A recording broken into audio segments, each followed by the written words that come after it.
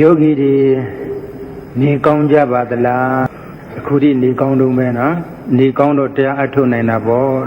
ညဘက်ကိုလည်းအိပ်ပျော်အောင်ကြိုးစားပြီးအိပ်ကြပါမင်းညကဒေါသအကြောင်းနဲ့ပတ်သက်ပြီးတော့ဒေါသဖြစ်ရင်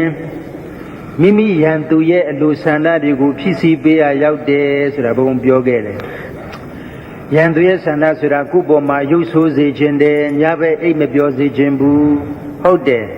ဒေါသဖြစ်ရင်သူဟာရုပ်ဆိုးသွားတယ်ညဘက်လည်းအိပ်မပျော်တော့ဘူးအဲ့တော့ကိုယ့်ရန်သူရဲ့ဆန္ဒတွေကိုကိုယ်ဖြစ်စီပေးရရောက်နေတာပေါ့ဒါနဲ့တည်းမပြီးသေးဘူး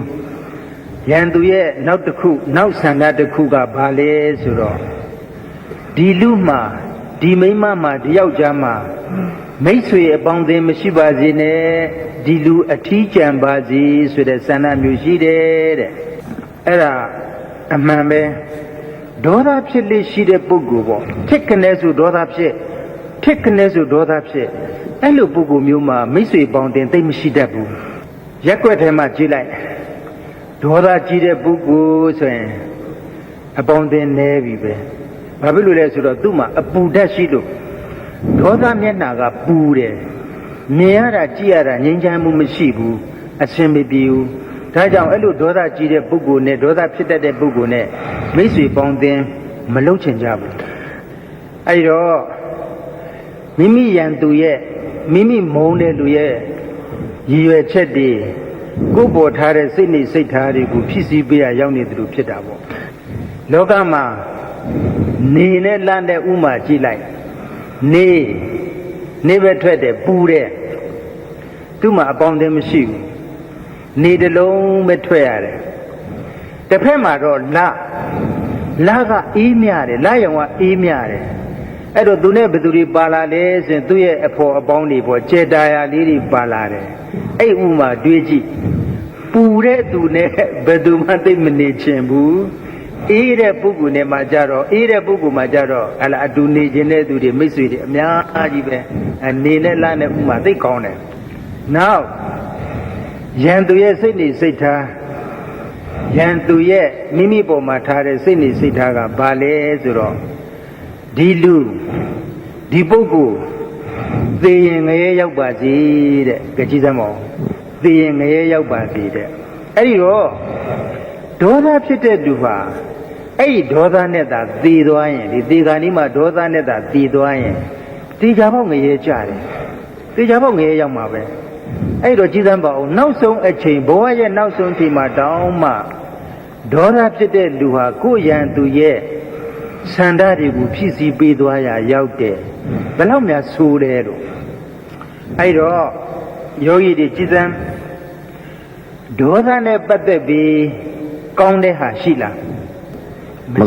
ရှိဘူးမရှိဘူးဒေါသနဲ့ပတ်သက်လာရင်ဘာမှမကောင်းကြကြည့်ဒီဘဝမှာလည်းမိတ်ဆွေတွေနေတယ်အယုတ်ဆိုးကြီးတန်တယ်သေတော့လည်းငရဲကြတယ်အဲ့တော့ဒေါသကိုမဖြစ်တာအကောင်းဆုံးပဲဒေါသမဖြစ်တာအကောင်းဆုံးပဲဘုံမနေ့ကပြောခဲ့သလိုပေါ့တရားမှတ်ရင်လည်းဒေါသတွေပါဖြစ်လာရင်ဒေါသဖြစ်တယ်ဒေါသဖြစ်တယ်ဆိုပြီးတော့အဲ့ဒါမှတ်ပေးဖို့လိုပါတယ်တချို့ယောဂီတွေဘုံဘုံမေးရရှိတယ်တပည့်တော်လူဘဝမှာတိတ်ဒေါသကြီးတာဗျာတဲ့အဲ့ဒီဒေါသကိုဒေါသမကြီးအောင်ပေါ့လေဘယ်လိုလုပ်ရင်ကောင်းမလဲဘာလုပ်ရမလဲတဲ့ဘုံဘုံကပြောလိုက်တယ်မေတ္တာပွားများပေးပါလို့နေ့တိုင်းတတ်နိုင်တဲ့လောက်ပေါ့အချိန်ယူပြီးတော့မေတ္တာပွားများရင်အဲ့ဒီစိတ်လေးကတဖြည်းဖြည်းနဲ့နူးညံ့လာတယ်မေတ္တာပွားလို့စိတ်လေးနူးညံ့လာရင်ဒေါသတဖြည်းဖြည်းနည်းသွားတယ်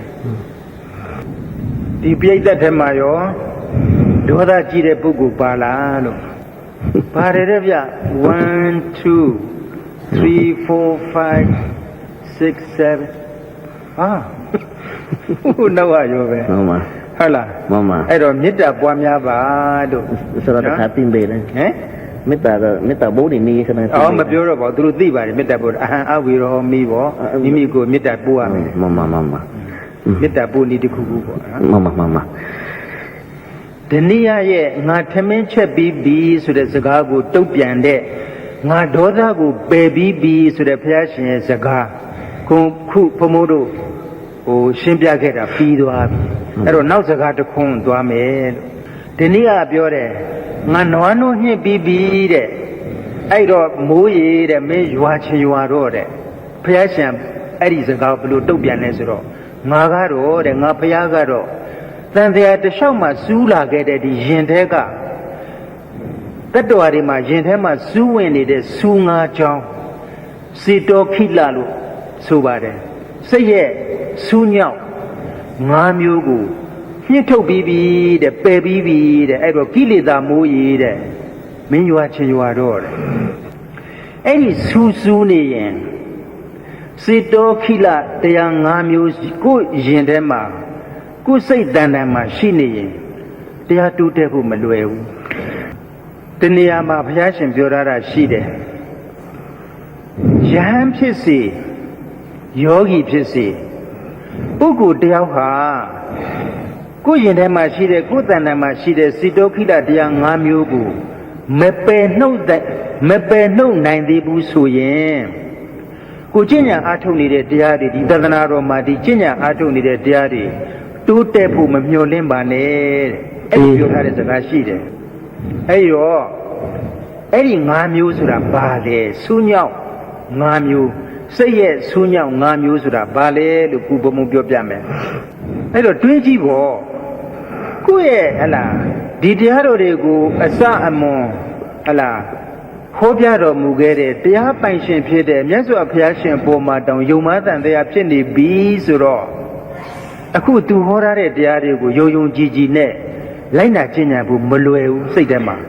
အဲ့ဒီတော့တရားမတိုးတက်ဘူးပေါ့အဲ့ဒါလိုပဲတရားတော်ပေါ်မှာဒီတရားတော်ဟာကျင့်ကြံကြိုးကုပ်အားထုတ်ရင်နိဗ္ဗာန်ကိုရောက်တယ်ဆိုတာဟုတ်မှဟုတ်ပါမလားတရားတော်ပေါ်မှာလည်းဘုရားရှင်ရဲ့တရားတော်ပေါ်မှာလည်းယုံမှန်တရားဖြစ်တယ်နော်အဲ့တော့တရားတော်ပေါ်မှာယုံမှန်တရားဖြစ်တယ်ဆိုရင်လည်းတရားတိုးတက်ဖို့မလွယ်ဘူးနောက်တစ်ခုကြတော့ဗာလဲဆိုတော့သံဃာတော်တွေတဲ့ဘုရားရှင်ရဲ့တပိသားသံဃာတော်တွေဟာတုပ္ပတိပန္နကောင်းသောအကျင့်ကိုကျင့်တယ်ဆိုတာဟုတ်မဟုတ်ရဲ့လားလို့ယုံမှန်တရားဖြစ်တယ်သုံးခုရှိသွားပြီဘုရားပေါ်မှာယုံမှန်မှုတရားပေါ်မှာယုံမှန်မှုသံဃာပေါ်မှာယုံမှန်မှုသုံးခုရှိသွားပြီနံပါတ်၄ကဘာလဲဆိုတော့သိက္ခာတဲ့ကိုကျင့်နေတဲ့အကျင့်ပေါ်မှာဒီအကျင့်ကမှန်မှန်ရဲ့လားဒီအကျင့်ကိုကျင့်နေတဲ့အတွက်အကျိုးရှိရဲ့လားနိဗ္ဗာန်ကိုရောက်မယ်ဆိုတာမှန်ရဲ့လားလို့တန်တရားဖြစ်နေတယ်အဲ့လိုတန်တရားဖြစ်နေတဲ့ပုဂ္ဂိုလ်မှာဘယ်တော့မှတရားမတူတက်ဘူးဘာလို့လဲဆိုတော့ तू အာကျိုးမှန်တယ်လေမထုံနိုင်တော့ဘူးမလုံနိုင်တော့ဘူးဒီဘတန်တရားဖြစ်နေတော့အာကျိုးမှန်တဲ့တရားအားထုတ်ဖို့လေသူ့မှာဆန္ဒမရှိဘူးအဲ့တော့အကျိုးရလားမပေါ်ဘူးတရားမတိုးတက်ဘူးဒီနေရာမှာဘုံဘုံပြောလေးရှိတဲ့စကားတစ်ခုရှိတဲ့ယောဂီတွေတွေ့တရားကိုကြိုးကြိုးစားစားအားထုတ်ပါအကျိုးရလတ်ပေါ်တဲ့အထိအကျိုးရလတ်ဆိုတာဒီတရားသဘောလေးတွေသိတဲ့အထိပေါ့နော်မစင်းညာမှာတရားထူးထူးဆန်းဆန်းလေးတွေတွေ့တယ်သိတယ်ကိုအရင်မသိခဲ့တဲ့ဟာလေးတွေပေါ့ထူးထူးဆန်းဆန်းဆိုတာတအားထူးဆန်းနေတာထိုင်မှတ်မှလည်းဒီတိုင်းပဲကိုအရင်မသိခဲ့တဲ့တရားသဘောလေးတွေသိလာတယ်အဲ့လိုအကျိုးရလတ်ပေါ်လာပြီဆိုရင်ဒီတရားတော်ကိုပို့ပြီးတော့ဒီအကျင့်ကိုပို့ပြီးတော့ယုံကြည်တယ်ကိုးစားလာတယ်အဲ့လိုယုံကြည်ကိုးစားလာရင်ပို့ပြီးတော့အားထုတ်ခြင်းတဲ့စိတ်တွေဖြစ်ပေါ်လာတယ်နောက်ဆုံးစိတ်ဆူးညောင်တစ်ခုကဘာလဲအပရမဇာတိအတူနေပုဂ္ဂိုလ်ပေါ်မှာတဲ့ဉာဏ်ဆိုရင်လည်းအတူနေဉာဏ်တွေပေါ်ဗျာယောဂီဆိုရင်လည်းအတူနေတဲ့ယောဂီတွေပေါ့အဲ့လိုအတူနေယောဂီတွေပုဂ္ဂိုလ်တွေရဲ့အပေါ်မှာဒေါသဖြစ်တယ်စိတ်ဆိုးတယ်တဲ့အဲ့ဒါဟာလေဆူးညောင်တစ်ခုပဲအဲ့ဒေါသရှိနေရင်တရားမတိုးတက်နိုင်ဘူးဘုံမို့တို့ဘုန်းကြီးလောကမှာပြောတဲ့စကားတစ်ခွန်းရှိပါတယ်ဒုက္ခောပါဠိဟိတံဝါသောတဲ့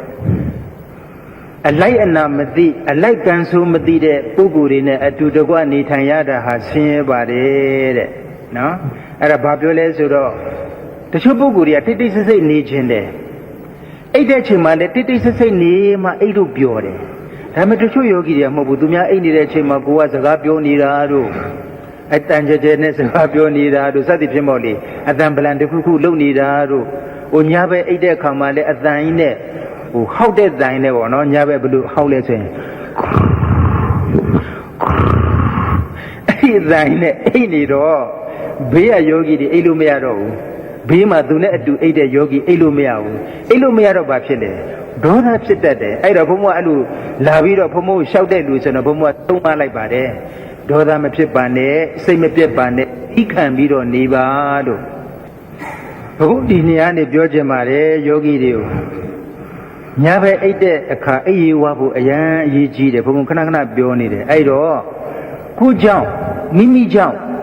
တခြားယောဂီအိပ်ရမပြတ်အောင်အသံမထွက်ပဲနဲ့တိတ်တိတ်ဆိတ်ဆိတ်အိတ်နေအောင်ကြိုးစားပါလို့တကယ်လို့ကိုကအဲ့ဒီပုဂ္ဂိုလ်မျိုးနဲ့အတူတူနေရတယ်အိတ်နေရတယ်ဆိုရင်လေသီးခံပြီးတော့နေပါလို့စိတ်တော့မဆိုးပါနဲ့လို့နောက်စကားတခွန်းသွားကြစို့ဒီနေ့ကဘာပြောလဲဆိုတော့နံပါတ်3ပေါ့သူရဲ့ပထမဆုံးဂါထာထဲမှာနံပါတ်3ကဘာလဲဆိုတော့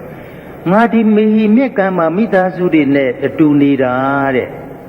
မိုးရီတဲ့မင်းရွာချင်းရွာတဲ့ဘာဖြစ်လို့လဲဆိုတော့လောကမှာလေလူတွေပေါ့မိသားစုနဲ့တက်တိုက်ဝိုင်းဝိုင်းနေရတယ်တွားရတယ်ဆိုရင်ပျော်နေတယ်ကိုယ်စိတ်ထဲမှာလုံခြုံတယ်ဆိုတာမျိုးလဲခံစားရတယ်ဒီလိုမဟုတ်ဘဲနဲ့တယောက်တည်းနေရတဲ့မိသားစုနဲ့အဝေးမှာနေရတဲ့အခါမျိုးနော်အဲ့လိုအဝေးမှာနေပြီးတော့မိုးတွေပါတွေရွာတဲ့အခါမျိုးပေါ့မိုးချင်းတန်တွေပါတွေကြားတဲ့အခါမျိုးဆိုရင်ဘိုးတို့မြန်မာလူမျိုးတွေပူများမယ်တဲ့နဲ့မိုးရွာပြီးဆိုရင်ကိုတယောက်တည်းရှိနေတဲ့အချိန်မျိုးဆိုရင်ဝမ်းနေတတ်တယ်စိတ်အားငယ်တတ်တယ်အခုဒီနေ့ကအဲ့လိုမဟုတ်ဘူးငါတဲ့မိသားစုနဲ့အတူနေတာတဲ့မိုးရီတဲ့မင်းရွာချင်းရွာတဲ့အဲ့ဒီတော့ဘုရားရှင်ကအဲ့စကားကိုသူ့ရဲ့ဒီနေ့စကားကိုဘယ်လိုတုတ်ပြန်လဲဆိုတော့ငါဘုရားကတော့တဲ့ဒီမဟိမြက်ကမ်းမှာတညပဲနေတယ်တဲ့တညပဲနေတယ်ဆိုတာတခြားကြောင့်နေတာမဟုတ်ဘူးအခုဒီနေ့ကိုတရားလာဟောနေရလို့တညနေတာအဲ့တော့အဲ့စကားမှာတွေးကြည့်ရင်ဒီနေ့ကြီးကိုမြတ်စွာဘုရားရှင်ကသွယ်ဝိုက်တော်အားဖြင့်တတိပေးနေတာဘာဖြစ်လို့လဲဆိုတော့မဟိမြက်ကမ်းဆိုတာအိန္ဒိယမြစ်ပေါ့မြစ်ကြီးထဲမှာပါတယ်မြစ်ကြီး၅ခုထဲမှာတစ်ခုပါတယ်မိုးရင်းဆိုရင်ရေရှမ်းတယ်ရေကြီးတယ်အန္တရာယ်အတော်များတယ်အဲ့ဒီအန္တရာယ်ကိုမသိပဲနဲ့ငါကတော့မဟိမြက်ကမ်းမှာမိသားစုနဲ့နေတယ်လို့ပြောနေတာအန္တရာယ်ကိုလစ်လျူရှုလေခြင်းအန္တရာယ်ကိုမသိလေခြင်းမင်းတတိထားပါတတိယလို့အဲ့ဒါပြောရရောက်တယ်နောက်တစ်ခုကမိသားစုနဲ့အတူနေတယ်ဆိုတာရိုးရိုးအချိန်တမန်အချိန်ဆိုရင်ပြောစရာကောင်းပေမဲ့တကယ်သေရေးရှင်ရေးအန္တရာယ်နဲ့ကြုံတဲ့အခါမိသားစုတွေရှိနေရင်အတော်ယုံကံရခဲ့မယ်ဒီအန္တရာယ်ကနေလွတ်မြောက်ဖို့အတွက်အတော်ယုံကံရခဲ့မယ်တွေးကြည့်လေကိုယ်မဟိမြက်ကမှနေတယ်ရုတ်တရက်ညဘက်ရေကြီးလာတယ်ကိုယ်မှသားတွေသမီးတွေနဲ့မိသားစုတွေနဲ့အတူနေတယ်ဆိုရင်အဲ့ဒီသူတို့တွေဒီအန္တရာယ်ကနေလွတ်မြောက်ဖို့အတွက်အတော်ယုံကံ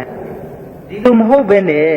ကိုတယောက်တည်းပဲအန္တရာယ်ကြုံတယ်ဆိုရင်ဖြစ်တယ်လို့ဒီအန္တရာယ်ကနေလွတ်မြောက်ဖို့အတွက်ခွင့်ရည်တွေအများကြီးရှိတယ်အဲ့ဒါကိုဘုရားရှင်ကငါကတော့ဒီမဟိမြက်ကမ်းမှာတညတည်းတပါးတည်းနေပါတယ်ဆိုပြီးတော့အဲ့ဒါသတိပေးထားတယ်နောက်တစ်ခုသွားကြစို့ဒီနေ့ကြီးကဘာပြောလဲဆိုတော့ငါတဲ့အိမ်ကိုအမိုးမိုးပြီးပြီတဲ့သူသုံးထားတဲ့ပါဠိစလုံးလေးကချန္နာကုတိတဲ့ကုတိချန္နာကုတိငါရဲ့ကုတိဆိုတာဒီအသေးသားလေးပေါ့ခက်သေးအိမ်ပေါ့အကြီးတော့မဟုတ်ဘူးနော်ငါရဲ့ကုတိကိုငါရဲ့အိမ်ကိုတဲ့အမိုးမိုးပြီးပြီတဲ့ဒါကြောင့်မိုးရီတဲ့မင်းရွာချင်းရွာတယ်မိုးရွာလို့မှသိဖို့ရမရှိဘူးမိုးလုံးနေတာပဲအဲ့တော့အဲ့စကားကိုဘုရားရှင်ဘာပြန်တုတ်ဘယ်လိုတုတ်ပြန်လဲဝိပတာကုတိတဲ့ငါရဲ့အိမ်မှာတော့တဲ့အမိုးတွေဖွင့်ထားလိုက်ပြီတဲ့အဲ့လောက်ပဲmà thì Đức Phật ngài mới đáp lại một câu mái nhà của ta đã mở toangအဲ့တော့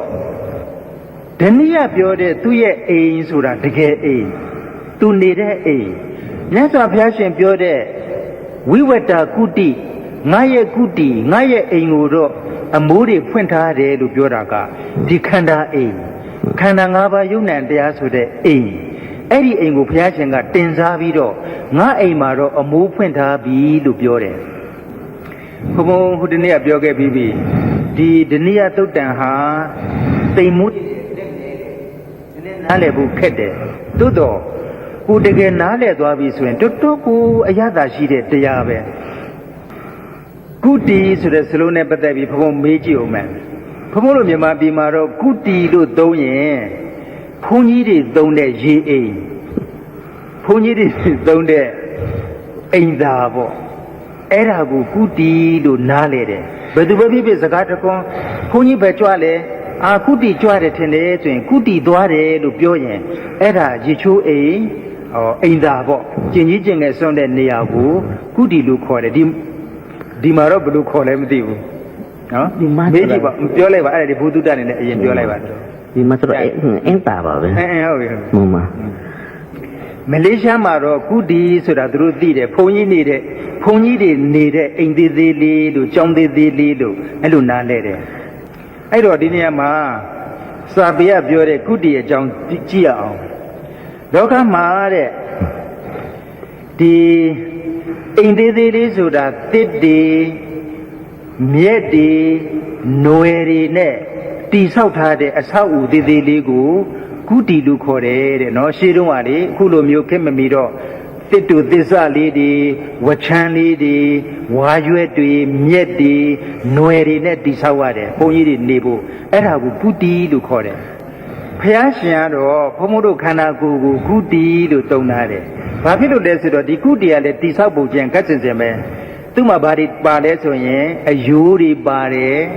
အသားတွေနဲ့မှန်ထားတယ်အကျော်တွေနဲ့ဆိုင်တုပ်ပြီးတော့ထားတဲ့ခါကျတော့သူလည်းအိမ်လိုဖြစ်နေတာပေါ့ဒါကြောင့်သူ့ကိုခန္ဓာကိုအိမ်လို့ခေါ်တယ်ဘုန်းဘုတို့မြန်မာပြည်မှာဆိုတော့ခန္ဓာအိမ်ဆိုပြီးတော့အမြဲတမ်းသုံးလေးရှိပါတယ်အဲ့တော့ဘုန်းဘုံမေးမယ်လောကမှာမိုးယိုတယ်ဆိုတာလေတွေ့ဘူးတယ်မလားမိုးယိုတာမိုးယိုတာတွေ့ဘူးတယ်မလို့ထိုင်းဟောအဲ့မိုးယိုတာဟာအမိုးရှိတဲ့နေရာမှာလားအမိုးမရှိတဲ့နေရာမှာလားအမိုးရှိတဲ့နေရာမှာမိုးထားတဲ့နေရာမှာမိုးယိုတတ်တယ်မိုးယိုတယ်အမိုးရှိတဲ့နေရာမှာပဲမိုးယိုတယ်လို့ပြောတယ်နော်ဒီမအမိုးမရှိတဲ့နေရာဟိုးလွန်တီးကောင်ပေါ့ဟာလာဟင်းလေးလွန်တီးကောင်မှာမိုးယိုတယ်လို့ပြောတဲ့သူရှိလားမရှိဘူးနားလဲရလားအမိုးရှိတဲ့နေရာမှာမိုးယိုတယ်အမိုးလုံးဝမရှိတော့တဲ့နေရာမှာမိုးယိုတာမဖြစ်တော့ဘူးအဲ့ဒီတော့ဘုရားရှင်ကဒဏိယကြီးကသူ့အိမ်ကိုအမိုးမိုးထားတယ်တဲ့ဒါမိုးယိုမှာမိုးယိုလိမ့်မယ်မြတ်စွာဘုရားရှင်ကတော့သူ့ရဲ့ခန္ဓာအိမ်မှာအမိုး၃မျိုးတဏှာမာနဒိဋ္ဌိတဏှာမာနဒိဋ္ဌိဆိုတဲ့အမိုး၃မျိုးဘုန်းဘုန်းတို့ခန္ဓာကိုယ်မှာအမြဲတမ်းမိုးကြီးပါလာတာတန်တရားတစ်လျှောက်မှာအဲ့ဒါပါလာတယ်အဲ့ဒီအမိုး၃မျိုးကိုပယ်လိုက်ပြီတဲ့ဖွင့်ထားလိုက်ပြီတဲ့နောက်ထပ်မိုးယူစရာမရှိတော့ဘူးတဲ့တရားနဲ့တဲ့ဒီတရားတော့သိပွေးတယ်ငါမှာတဲ့ငါရဲ့ခန္ဓာအိမ်မှာမာနဒိဋ္ဌိဆိုတဲ့အမိုးတွေကိုဖွင့်ထားတဲ့အတွက်မိုးယူစရာမရှိတော့ဘူးတဲ့အဲ့ဒီတော့မိုးရေတဲ့ကိလေသာမိုးရေတဲ့မင်းရွာချင်းရွာတော့တဲ့စိတ်ခေါ်နိုင်တယ်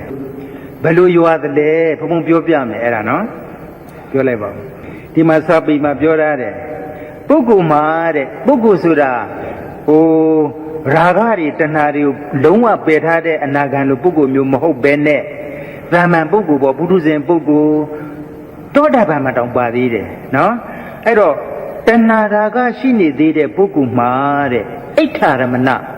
ကောင်းတဲ့အာယုံလေးတွေကိုတွေ့တိုင်းထပ်ပြီးတော့တဏှာတွေထပ်ဖြစ်တယ်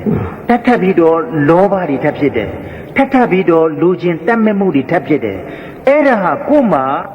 တဏှာဆိုတဲ့အမိုးကိုမိုးထားတဲ့အတွက်နောက်ထပ်တဏှာဆိုတဲ့မိုးတွေထပ်ပြီးတော့ရွာနေတာတဲ့နောက်မာန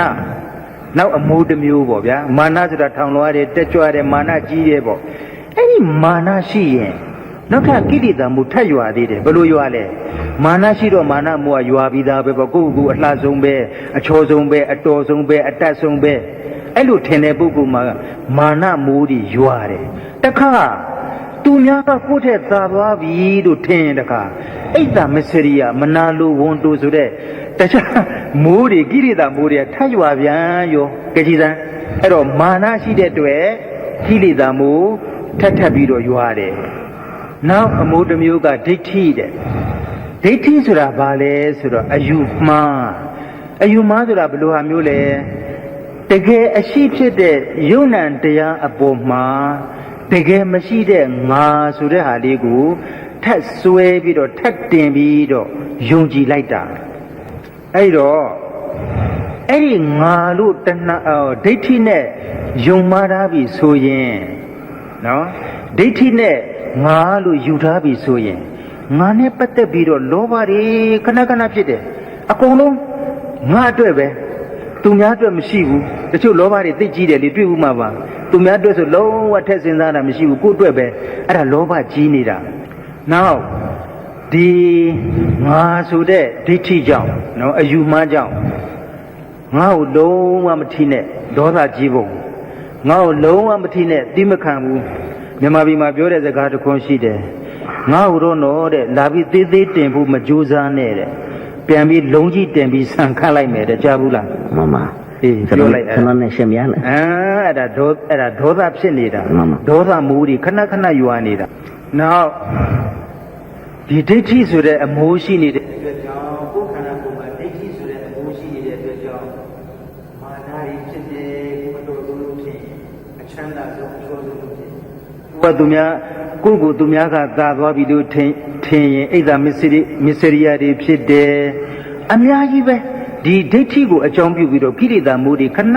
ခဏထပ်ရွာတယ်ဒါကြောင့်ဘုရားရှင်ကငါဘုရားမှာတော့တဲ့ဒီအမိုး၃မျိုးမရှိတော့ဘူးတဲ့တဏမာနဒိဋ္ဌိဆိုတဲ့အမိုးတွေကိုလိုက်ပြီးတဲ့အဲ့တော့မိုးယူစရာအကြောင်းမရှိတော့ဘူးကိလေသာမိုးကြီးမင်းရွာခြင်းရွာတော့လို့ရဲစင်ခေါ်နိုင်ယောဂီတွေရောမိမိရဲ့ခန္ဓာအိမ်မှာဒီအမိုး၃မျိုးကိုမိုးထားမလားဖွင့်ထားမလားခွင်းတယ်မှာဖွင့်ထားမယ်ဟုတ်တယ်ဟဲ့လားမိမိခန္ဓာအိမ်မှာတဏမာနဒိဋ္ဌိဆိုတဲ့အမိုး၃မျိုးကိုတတ်နိုင်သလောက်ဖွင့်ထားပါဘယ်လိုဖွင့်မလဲရှုမှတ်မှုနဲ့ဖွင့်မယ်ရှုမှတ်မှုနဲ့ဟဲ့လားလောဘတွေလူချင်းတတ်မဲ့မှုတွေဖြစ်လာရင်လူချင်းတယ်တတ်မဲ့တယ်လောဘဖြစ်တယ်အဲ့ဒါမှတ်တယ်အဲ့ဒါအမိုးကိုဖွင့်ဖို့ကြိုးစားနေတာပဲအဲ့တော့ဒီမှာအချိန်နဲ့စီးပြီဆိုတော့မနေ့ပြန်ဆက်ပြီးတော့ခေါ်ကြတာပေါ့သာဓုလံထိုင်